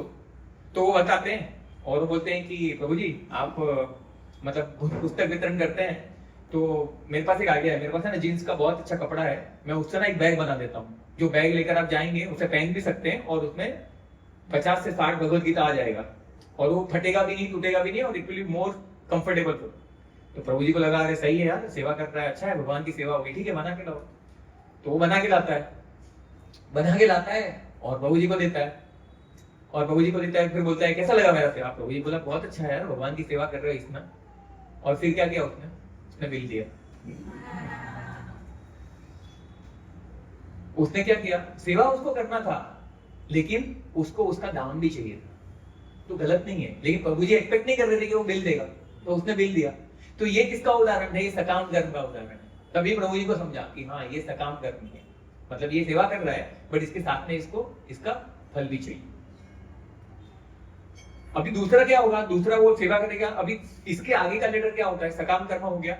अब इसमें फल की इच्छा है और कार्य भी करने हैं, लेकिन जो तीसरा स्टेप है वो है निष्काम कर्म। निष्काम कर्म मतलब रिजल्ट की इच्छा नहीं है, ठीक है? समझ में आ रहा है ना कि थोड़ा सा बाउंसर जा रहा है। उदाहरण के ये बहुत इंपॉर्टेंट है ये समझना, क्योंकि इसको लेडर बोलते हैं, मतलब ये सीढ़ी है योगा की कि कैसे हम वास्तव में अल्टीमेटली वहां पर पहुंच सकते हैं। तो दूसरा होता है निष्काम कर्म, जहां पर हम रिजल्ट से अटैच नहीं है, वो निष्काम कर्म हो गया। अभी वो आएगा, वो ऐसे ही सेवा करने बोलेगा प्रभु जी सेवा करना है मुझे। तो नेक्स्ट टाइम जब प्रभु जी के पास कोई आया ना, प्रभु जी ने पूछा एक मिनट तुमको सेवा करना है कि इसके पहले तुमको कोई इसका दाम चाहिए? बोला नहीं क्या बात कर रहे हो प्रभु, मंदिर में दाम थोड़ी लेंगे, मेरे को तो सेवा करना है। तो प्रभु जी बोला कि हाँ ये निष्काम कर्म है, जहां पर उसको रिजल्ट की अपेक्षा नहीं है। अब ये करने के बाद आगे का जो स्टेप्स होता है उसमें क्या होता है, अभी ये सोचते हैं ना, तो एलिवेटेड प्रोसेस है। जब आप ये करते रहेंगे ना, कर्मकांड करेंगे ना, तो एक समय ऐसा आएगा जहां पर आपको लगेगा कि यार मैं ये सब कर रहा हूँ, ये सब इंद्रियों को भोग रहा हूँ, आगे जाके मैं भी भोगने की इच्छा कर रहा हूँ, पर इसमें वो संतुष्टि नहीं है, इसमें तृष्णा शांत नहीं होती, उसमें वास्तव आनंद की अनुभूति नहीं हो रही है। तो इसलिए व्यक्ति फिर सोचता है, और सोचता है तो सोचने के कारण क्या होता है, वो ज्ञान मार्ग पर आता है, ज्ञान योग पर आता है। फिर वो देखता है कि हाँ मैं ऐसा करूंगा तो ऐसा होगा, फिर तर्क के आधार पर शास्त्रों का मार्गदर्शन लेके ज्ञान को अर्जित करते हैं। और ज्ञान में भी क्या होता है, ज्ञान में भी होता है कि मतलब कर्म नहीं करना है। ज्ञान हो गया तो मतलब ज्ञान हो गया, अर्जुन ने वही बोला ना, अभी ज्ञान आपने बुद्धि की बात की तो मैं क्यों लड़ू, तो कर्म नहीं करना है। तो इसकी वजह से ये ज्ञान हो गया। ज्ञान के ऊपर जब ज्ञान अर्जित हो जाता है, उसके ऊपर भक्ति युगा होगा। तो आपको समझ रहा है कैसे सीढ़ी जाती है? जब ज्ञान आपने अर्जित कर लिया, ज्ञान में भी क्या है, ज्ञान में भी कर्म नहीं करते हैं, लेकिन अर्जुन ने इसके पहले, भगवान ने इसके पहले ही जो 10 श्लोक थे उसमें बताया कैसे परिपक्व जो त्याग है वो अगर नहीं है तो उसमें व्यक्ति का पतन होगा। अगर आप आर्टिफिशियली औपचारिक रूप से अगर आप त्याग करेंगे या संन्यास ग्रहण करेंगे या वैराग्य लेंगे तो उसका पालन नहीं कर पाएंगे। इसकी वजह से ज्ञान के आधार पर आपने ज्ञान अर्जित कर दिया, लेकिन उसमें भी कर्म नहीं है। लेकिन भक्ति योग एक ऐसा योग है जहां पर आप कर्तव्य भी करते हैं, भगवान के लिए करते हैं, दूसरों के लिए करते हैं, और उसके अंदर आप रिजल्ट की अपेक्षा नहीं रखते हैं। तो ये जो लेडर है ना, ये भक्ति में एलिवेट होकर भगवान की भक्ति कर कर अपने मनुष्य जीवन को सार्थक करने की एक सीढ़ी है। तो इसमें कोई भी स्तर पर आप हो तो उसकी अनुमति शास्त्र देते हैं, जहां पर आप अपने कर्तव्य के आधार पर ग्रेजुअली आप आगे बढ़ सकते हैं। लेकिन ये सब लेडरों से जाने से अच्छा है कि आप डायरेक्टली, अभी जैसे भक्ति योग सबके ऊपर है, भक्ति योग में के सारे लेडर आ गए। जो हम अभी कर रहे हैं, जो हम कृष्ण भावना रूप में है, वो सारे भक्ति योग का एलिमेंट है, भक्ति योग का भाग है। तो उसमें सारे लेडर आ गए, तो आपको अलग से कोई योगा करने की आवश्यकता नहीं है, इसलिए इसे भक्ति योग कहा गया है। जहां पे कंप्लीट सेल्फलेसनेस से हम जाने वाले हैं, सेल्फिशनेस से हम जाएंगे सेल्फलेसनेस पे। अब इसमें हम सेवा करेंगे, भक्ति करेंगे तो क्या होगा, बहुत सारे लोगों के साथ हम इंटरेक्ट भी करेंगे, भक्तों के साथ भी। तो इसमें सबसे बड़ा जो प्रॉब्लम होता है ना, वो होता है हमारा अहम। उस अहम के कारण हम भक्ति में भी होता है, भक्ति में भी होता है कि जहां पर भक्ति में आने के बाद भी ऐसा नहीं है कि आप भक्ति में आ गए तो हमारे अंदर की चेतना, हमारे विचार वो सारे रातों रात परिवर्तित हो जाएंगे, नहीं होगा ऐसा। भक्ति में आने के बाद भी हमारे विचार आएंगे, पर हमारे पास एक नियंत्रण होगा जिसके आधार पर हम उसको रेगुलेट कर पाएंगे। तो अभी हम जिसके साथ कार्य करते हैं उसमें सबसे बड़ी बात आती है, जैसा मैंने कहा कि हमारा अहम आड़े आता है। तो वो अहम जब आड़े आएगा तो आपको आपकी सेवा करने में अनुकूलता नहीं मिलेगी। इसलिए हम क्या करने का प्रयास कर रहे हैं कि उस अहम को साइड में रखकर, ठीक है, हम दूसरों के बारे में सोचना शुरू करें। मतलब ये कहते हैं ना कि जब तक आप, मतलब आपके पास कितना भी ज्ञान हो, आपने ज्ञान अर्जित कर लिया, आप सेवा भी कर रहे हैं, आप कार्य भी कर रहे हैं, पर जब तक वो आप तक ही सीमित है, जब तक आप उसमें इन्वॉल्व है सेंटर में, तब तक आप एलिवेट नहीं हो सकते। क्योंकि जब तक आपने आप नहीं छोड़ा है ना, तब तक वो त्याग नहीं आया है। त्याग करने के लिए अपने आप को छोड़ना पड़ता है ना, अपना कुछ भी, जो कुछ भी मैं एक्यूमुलेट कर रहा हूं, त्यागने के लिए उसको छोड़ना पड़ेगा, सेल्फिशनेस को छोड़ना पड़ेगा। तो भले कितना भी नॉलेज हो आपके पास, लेकिन सामने वाला जो भी व्यक्ति आपके साथ है वो तब तक आपका कदर नहीं करेगा जब तक, इट इज सेड ना, वो इंग्लिश में कहते हैं ना कुछ तो के people don't care how much you know unless and until they know how much you care and share. तो जब तक आप उनके लिए नहीं सोचेंगे तब तक उसे आप कितना भी अर्जित किया हुआ ज्ञान हो, कितने भी आप एलिवेटेड हो, उससे उसको प्रभावित नहीं कर सकते।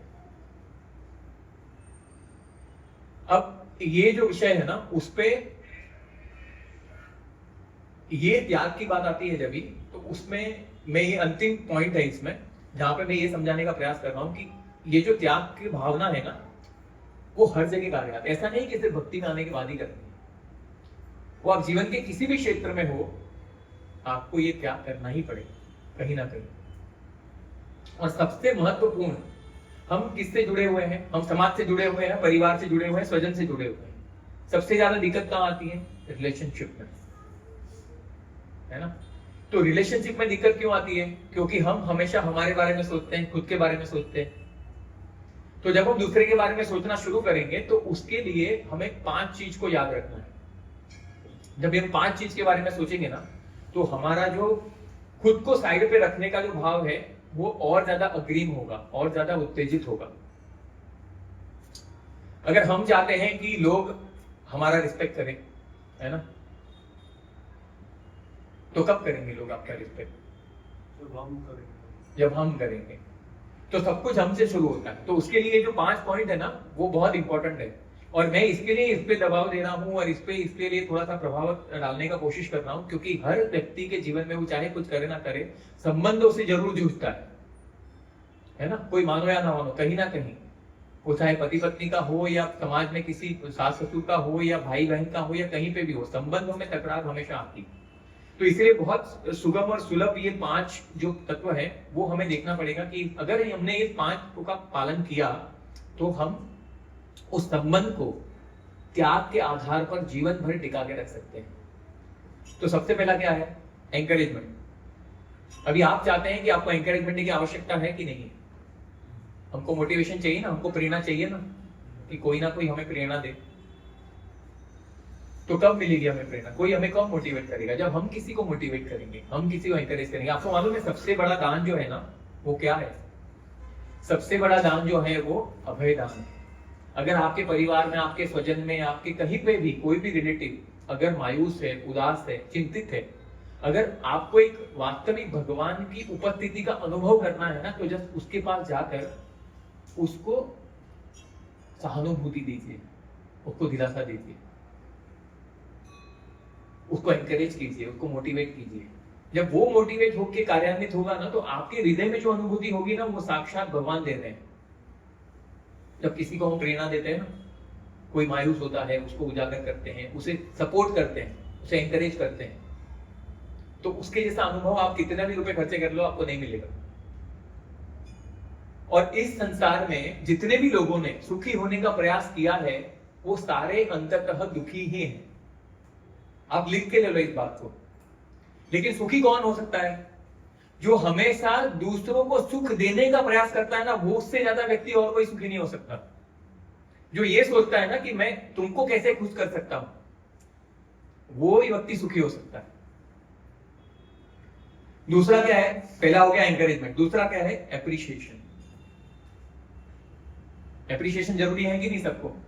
आप कितना भी काम करते लेकिन आपको एप्रिशिएट ही नहीं करेंगे, आपका वार्षिक अनुमूलन नहीं होगा, ईयरली अप्रेजल नहीं होगा, तो आप क्या करेंगे? मायूस हो जाएंगे ना, अरे इस साल भी कुछ नहीं मिला। करना पड़ेगा ना, एप्रिशिएट तो करना पड़ेगा। एप्रिशिएट नहीं करते तो एटलीस्ट रिकॉग्नाइज करना पड़ेगा कि अरे हाँ तूने किया इससे। और बहुत सारे बॉस ऐसा ही करते हैं, अरे तूने अच्छा काम किया है लेकिन ये बार तू दे नहीं सकते, वो बेल काउ बनाना है, फलाना ढमकाना, वो सब करना है, तो नहीं दे पाएंगे। But I appreciate, I recognise, ठीक है तो भी ठीक है, लेकिन उतना भी नहीं करेंगे तो। जब अप्रिशिएट भी नहीं करते हैं ना, तो व्यक्ति बहुत ही संकुचित मानसिकता का हो जाता है और कुछ नहीं लगता है अप्रिशिएट करने में। किसी को दो बस मीठे बोल बोलने हैं, अरे आपने सही किया, और वो फेक वाला नहीं। मतलब फ्लैटर में और एप्रिशिएशन में अंतर है। फ्लैटरिंग करना मतलब क्या है आपको समझने का, कि फ्लैटर करना है मतलब इसका इस पे पीछे कुछ स्वार्थ है ना। अभी वो ऐसे बोली, वही अगर प्रवचन दे रहा है तो प्रवचन दे रहा है, जैसे मैंने कोशिश किया, मेरे को राजकरण प्रभु ने बोला कि आप तो मैं जो भी कुछ उनसे सीखा है, जो भी पढ़ा है उसके बेस पे कर। अभी कोई मेरे को अप्रिशिएट करेगा तो मुझे अच्छा लगेगा कि मेरा जो सेवा था वो स्वीकार किया, आप लोग को अच्छा लगा, मैं आनंद दे पाया, कोई भगवान का कनेक्शन दे पाया, तो मुझे अच्छा लगेगा। लेकिन आप बोलेंगे अरे क्या क्लास दिया प्रभु आपने, क्या क्लास दिया, ऐसा लग रहा था साक्षात प्रभुपाद बोल रहे हैं, तो ये क्या हो गया? ये अप्रिशिएट नहीं हुआ, ये फ्लैटरी बन गई। Appreciate has to be specific, to the point होना चाहिए, उसको एप्रिशिएशन बोलते हैं। अगर कुछ बात आपको अच्छी लगी तो आप बोलोगे अरे आपने ये पॉइंट बोला या ये चीज आपने बोली वो मुझे अच्छी लगी, तो एप्रिशिएशन स्पेसिफिक होना चाहिए। उसके बाद क्या आता है? सबसे डिफिकल्ट चीज आती है, सबसे डिफिकल्ट हर रिलेशनशिप में क्या आता है? क्षमा, फॉरगिवनेस। इसके ऊपर घंटों घंटों के लेक्चर्स हो सकते हैं। सबसे डिफिकल्ट है किसी को क्षमा करना। जन जन्मांतर तक नहीं, सालों सालों तक लोग पकड़ के रखते हैं कि मेरे साथ किसने ऐसा किया। और फॉरगिव करने के लिए अभी कैसा है ना, जब तक आप फॉरगिव नहीं करते हैं कंप्लीटली 100%, तब तक आपका वो रिलेशनशिप है ना खोखला रहता है। और फॉरगिव करने के लिए क्या जरूरी है? फॉरगिव करने के लिए जरूरी है कि वो व्यक्ति क्षमा मांगे। उसको भान ही नहीं कि उसने गलती किया है, तो आप क्या फॉरगिव करो? आप अपने तरफ से कर भी दोगे पर उसको एहसास ही नहीं है कि उसने गलती किया है, बोलेगा ही नहीं, मतलब उसको लगता ही नहीं कि मैंने गलती की। तो फॉरगिवनेस के लिए ना एक स्टोरी आता है, बहुत ही इमोशनल है बट एक स्टोरी आता है। फॉरगिवनेस इतना मतलब क्या होता है कि फॉरगिवनेस के ऊपर एक ये उदाहरण देते हैं कि एक मेरे ख्याल से रशिया में, शायद रशिया में करके ना एक बाप और एक बेटे थे, मतलब उसका नाम पैको था शायद, ये ब्रजबिहारी को उदाहरण दिया। तो पैको रहता है रशिया में और वो उसके पिता के साथ उसकी बनती नहीं रहती, तो बहुत झगड़ा होता है उसके पिता के साथ। उसके पिताजी उसको डांटते रहते हैं हमेशा। तो एक दिन इतना बढ़ जाता है कि वो घर छोड़ के चला जाता है। अब घर छोड़ के चला जाता है तो उसके पिताजी थे ना, वो बहुत टेंशन में आ जाते हैं कि अरे घर छोड़ के चला गया, मैंने इसको तो इसको सुधरने के लिए, इसको डिसिप्लिन करने के लिए बोला था जो कुछ भी, पर वो छोड़ के चला गया। तो वो क्या करते हैं, उसके पिताजी जो है वो उसको मनाने का बहुत प्रयास करते हैं, सब जगह ढूंढते हैं, नहीं मिलता है। तो क्या करते हैं, पेपर में ऐड दे देते हैं, पेपर में ऐड दे देते हैं। उसका नाम पैको रहता है। तो बोलते हैं, पैको को बोलते हैं, Paco please come home, everything is forgiven, ऐसा लिखते हैं, 3 बार लिखते हैं, forgiven, everything is forgiven, everything, please come home and meet me in the newspaper station by tomorrow noon, लिख देते हैं। आप जानते हैं, आप सोच के अचंभित हो जाएंगे, उस टाइम पे दूसरे दिन क्या होता है, दूसरे दिन उसके पिताजी, जिसको पैको को बुलाना रहता है ना, और पैको है ना बहुत कॉमन नेम है वहां पर, तो बुलाना होता है ना, वहां पर क्या होता है, 850 पैको आते हैं। समझ रहे हो आप, ये उदाहरण से क्या समझ रहे हैं कि कितने लोग ऐसे हैं जो ये चाहते हैं कि हमसे जो कुछ भी हुआ है उसे माफ कर दिया जाए, फॉरगिव कर दिया जाए। क्योंकि कमरा कितना भी साफ करो धूल हो ही जाती है, और हम ध्यान कितना भी रखें भूल हो ही जाती है। कहीं ना कहीं हमसे कुछ ना कुछ भूल होगी ही होगी। ऐसा हो ही नहीं सकता है कि हम भूल ना करें, हमसे गलतियां ना हो, लेकिन वो गलती करने के बाद हम क्या चाहते हैं कि सामने वाला मुझे क्षमा कर दे। तो क्षमा मांगने के लिए हमसे अगर भूल हुई है तो हमको क्षमा करनी चाहिए। तो क्या होगा, क्षमा करने के लिए हम चाहते हैं कि हमको क्षमा कर दे, ठीक है, ये सब मैं क्यों कह रहा हूं, हम चाहते हैं कि हमको कोई क्षमा कर दे, लेकिन उसके लिए हमको क्या करना पड़ेगा, हमें भी क्षमा करना पड़ेगा दूसरों को। जब हम क्षमा करेंगे तब हम अपने लिए और ऐसा कहा जाता है कि हमको दूसरों को उन सब चीजों के लिए क्षमा करना चाहिए जिसकी आशा हम रखते हैं कि हमें उस भूलों के लिए क्षमा किया जाए। ये क्षमा का डेफिनेशन है। अगर कोई बोले ना कब तक मैं तुझे टॉलरेट करूं, कब तक माफ करता रहूं, कब तक तेरी गलतियों को नजरअंदाज करता रहूं, कब तक, तो जो कब तक है ना वो हम पर निर्भर करता है। कब तक, जब तक हम चाहते हैं कि हमारी की हुई गलतियों को तब तक क्षमा किया जाए, तब तक हमें दूसरों को क्षमा करना है ना। अब क्षमा करने के साथ साथ जब तक आप कंप्लीटली मतलब एकदम आपके मन में कोई गिल्ट नहीं है, कोई गिला शिकवा नहीं है, जब तक वो फुल तरीके से टोटली क्षमा नहीं करेंगे ना, तब तक वो रिलेशनशिप रिवाइव हो ही नहीं सकता। और एक बहुत इंपॉर्टेंट है कि क्षमा करना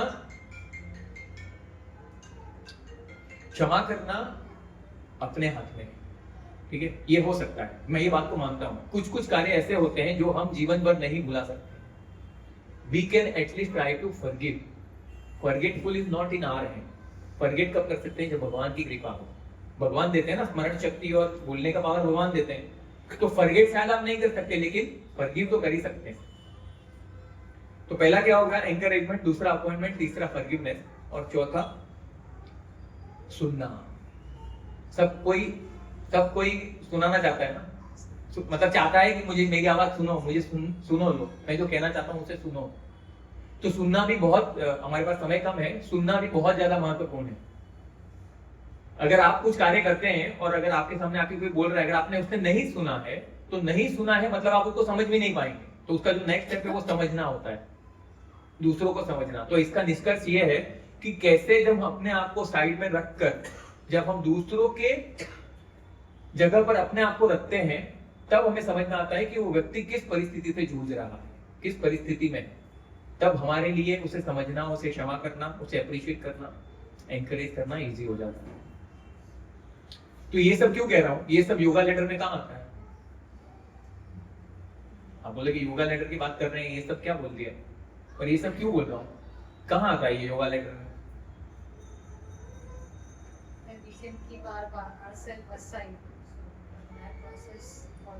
हाँ, हम त्याग की बात कर रहे हैं ना। तो त्याग कभी होगा जब हम अपने आप को साइड पे रखेंगे और दूसरों के स्थान पर अपने आप को रखकर देखेंगे। अब ये जो योगा की हमने बात की, ठीक है, उसमें कहा है सेल्फिशनेस से सेल्फलेसनेस तक जाना है, और उसके बीच में हमने लेडर भी बनाया, उसमें सर्वोच्च क्या है, भक्ति। अब आप मुझे बताइए कि ये लेडर में हमने पहले क्या डिस्कस किया। सबसे पहला क्या है, कर्म का, उसके ऊपर सकाम कर्म के ऊपर निष्काम कर्म के ऊपर ज्ञान योग के ऊपर भक्ति योग। तो ये योगा का लेडर है। और जब तक आप योग नहीं करेंगे तब तक भोग करते रहेंगे, और भोग कर कर कोई भी इस संसार से एलिवेट नहीं हो पाया। योगा आपको जोड़ना ही पड़ेगा। और योग करने के लिए हमने अभी जो डिस्कस किया वो अनिवार्य है, ताकि हम अपने आप को साइड पर रखकर दूसरों के बारे में सोचें, दूसरों के स्वार्थ, मतलब उनका भी स्वार्थ हो सकता है, ये हमें समझ में आए, इसके लिए हम करते हैं। और भागवतम जो है ना, मतलब हमारा जो, जब हम इस संसार में आते हैं ना, तो सबसे पहले जो बच्चा जब पैदा होता है तो वो सबसे पहले क्या करता है, रोता है। फिर थोड़ा सा रोने के बाद दूसरा चीज जो बहुत इंपॉर्टेंट है वो क्या करता है, बच्चे क्या करते हैं, रोता तो है ठीक है, फिर वो क्या करने का ट्राई करते हैं।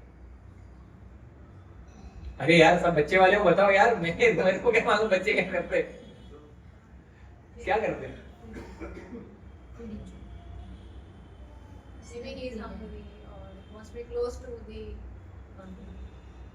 उसके पास, चलो मैं आपको उसके पास जो, हाँ, उसके पास जो भी चीज जाएगी उसको क्या करेगा वो? पकड़ने का ट्राई करेगा ना। तो भागवतम में इसको क्या कहते हैं मालूम है? जो बच्चा जन्म लेता है ना उसको कहते हैं जंतु। भागवतम में इसको जंतु कहा गया है। जंतु मतलब क्या? जंतु मतलब वस्तु, थिंग, जंतु है। और ये हमारी मेंटालिटी है, जब इस संसार में आते हैं हम सब कुछ पकड़ना चाहते हैं। सब कुछ पकड़ना चाहते हैं मतलब सब कुछ अपनाना चाहते हैं, सब कुछ खुद के लिए अर्जित करना चाहते हैं। और ये हमारा सिलसिला जो है वो जीवन भर चलता रहता है। हमें सब कुछ चाहिए, ये भी चाहिए, वो भी चाहिए, ये भी चाहिए, वो भी चाहिए, सब एकत्रित करते रहते हैं। और इसके लिए हम क्या यूज करते हैं? बाय करते रहते हैं। बाय करते हैं ना, सब everything we buy, everything we buy, buy buy buy, and to God bye bye, है ना? यही करते हैं। भगवान और आध्यात्मिकता को नजरअंदाज करते रहते हैं और बाय बाय यहाँ करते हैं और भगवान को बाय बाय करते हैं। तो जंतु से लेकर नेक्स्ट स्टेप पर कब जाते हैं? जानते हो जब जीव कब बनता है? जब बच्चे का उदाहरण जो मैंने दिया ना, जब वो खुद सब कुछ लेने का प्रयास करता है। जिस दिन वो बच्चा, उसको जो खिलाया जाता है उस अन्न के राशन को लेकर जब वो उसकी मां को खिलाता है ना, तब वो जंतु से जीव बन जाता है। मतलब उसमें देने की वृत्ति आई है। खुद के बारे में नहीं सोच के उसने दूसरे के बारे में सोचा, तब वो जंतु से जीव बनता है। जब जीव बनता है, जीव से आगे क्या होता है? जब जीव बन जाता है तो जीव में जब वो आत्म साक्षात्कार के विज्ञान को समझता है कि मैं शरीर नहीं आत्मा हूं, कैसा मेरे भगवान के साथ मेरा संबंध है, तब वो बनता है आत्म तत्व। जो आत्म तत्व के बोध को जानने वाला, आत्मसात करता है। जंतु बना, जीव बना, आत्म तत्व बना, और उससे ऊपर क्या होता है? उसके ऊपर क्या जाएंगे? उसके ऊपर आती है वैकुंठ चेतना। और वैकुंठ चेतना जो है वो वास्तव में है कि जहां पर मेरे लिए व्यक्तिगत के रूप से मेरे लिए कुछ भी नहीं है, जो कुछ भी है वो भगवान का है, भक्तों का है और भगवान की सेवा के लिए ही है। ये स्तर जब लेडर में, योगा के लेडर में ये स्तर पर पहुंचते हैं, तब हम भगवान के धाम में प्रवेश करने योग्य होते हैं। ये पूरा प्रोसेस है योगा का, जंतु से लेकर वैकुंठ चेतना तक पहुंचना है। और यहाँ पे और इस जगत में, जैसे हमने आनंद की बात की है, तो 2 मिनट में मैं समाप्त करूंगा। इस जगत में मिलने वाला सुख, वो हनी भी याद है ना, वो एग्जांपल हमेशा याद रखना, हनी का ड्रॉप वैसा है। और वो क्षणभंगुर है, वो चला जाएगा, टेम्पररी है, और उसे करने के लिए अथाह परिश्रम करना पड़ता है। लेकिन जब अध्यात्म में आते हैं तो थोड़े से कम प्रयास में आप बहुत ज्यादा संतुष्टि का अनुभव कर सकते हैं।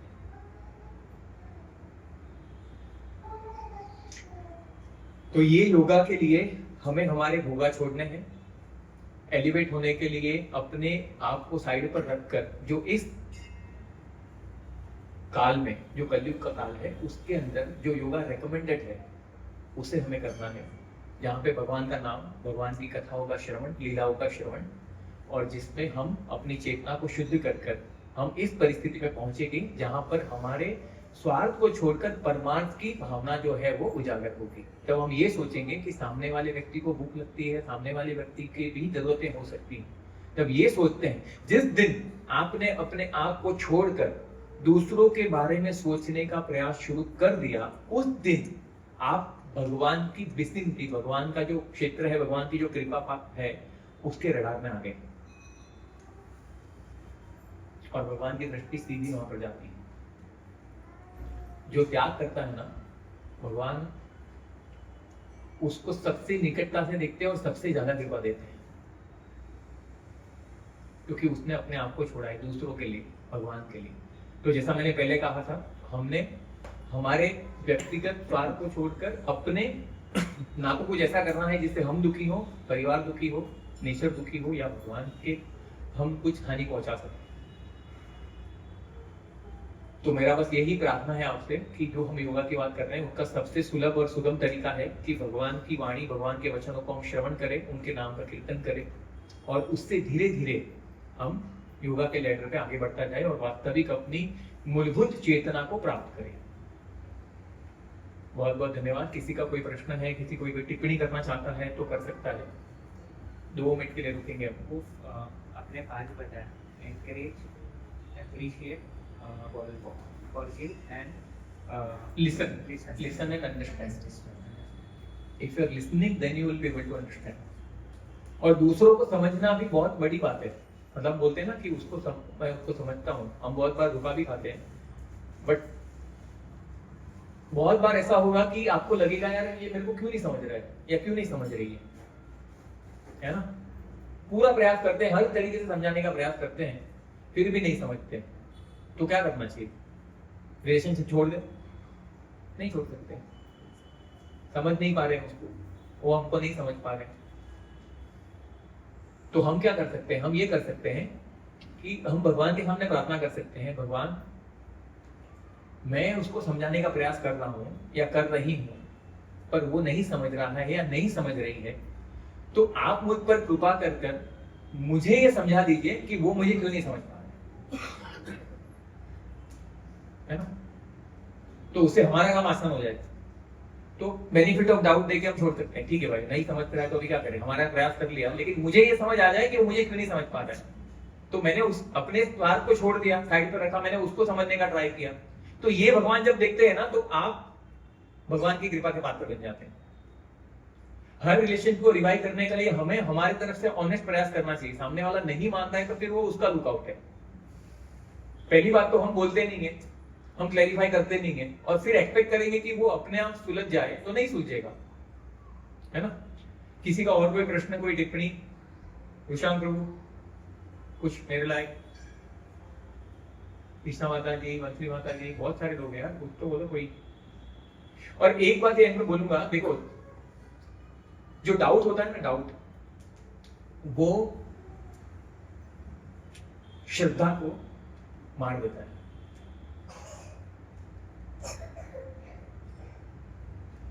तो डाउट कभी भी कोई भी शास्त्र, कहीं भी कोई भी लेक्चर सुनेंगे, आपको कोई भी अगर डाउट आया है तो डाउट का भले आप जनरल में नहीं पूछ सकते, व्यक्तिगत रूप से भी पूछ के अपने डाउट को हमेशा क्लियर करना चाहिए, क्योंकि डाउट आपके श्रद्धा को बढ़ने नहीं पाएगा, और बिना श्रद्धा के भक्ति शुरू नहीं होती है। आदो श्रद्धा से भक्ति शुरू होती है ना। तो बहुत बहुत धन्यवाद। आप बहुत ही शांत और बहुत ही उत्साहित और प्रेरणादायक श्रोता हैं। तो मुझे बहुत मार्गदर्शन मिला, और आपको कितना समझा मुझे नहीं पता, पर मैंने प्रयास किया है कि जो मुझे समझ में आया था, वो थोड़ा कॉम्प्लिकेटेड विषय है, पर मैंने कोशिश किया कि आपको उदाहरण के आधार पर कुछ समझा। बहुत बहुत धन्यवाद। हरे कृष्ण।